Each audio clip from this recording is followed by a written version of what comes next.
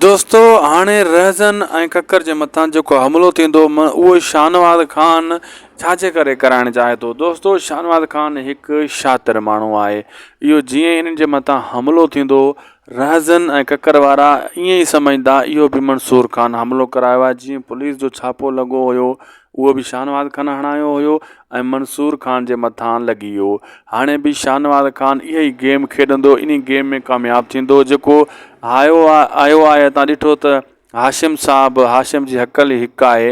हाणे इहो हाशिम जेको आहे न हमिलो कंदो ऐं अहिड़े हिसाब सां मंसूर ख़ान जे मथां इहा गेम पइजी वेंदी ऐं रहज़न वारा ककर वारा मंसूर ख़ान खे चवंदा हेॾां तूं असां सां ठाह जूं ॻाल्हियूं कंदो आहीं, रिश्ते जूं ॻाल्हियूं कंदो आहीं, प्यार जूं ॻाल्हियूं कंदो आहीं, मोहबत जूं ॻाल्हियूं कंदो आहीं, होॾां वरी असांजे मथां हमला कराईंदो आहीं ऐं असांखे मारण जी कोशिशि कंदो आहीं।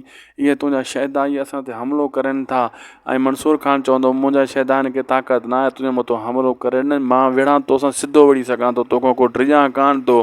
इहो सभु कमु मीर जाफ़र जो आहे जेको तव्हां असांखे ठहणु नथो ॾिए, मां ठाहिण जी कोशिशि कयां थो, हू उन शइ खे बिगाड़े थो। ऐं रहज़न ककर वारा कंहिं ॻाल्हि ते बि मंसूर ख़ान जी ते इतबार न कंदा, चवंदा न तूं कूड़ो आहीं।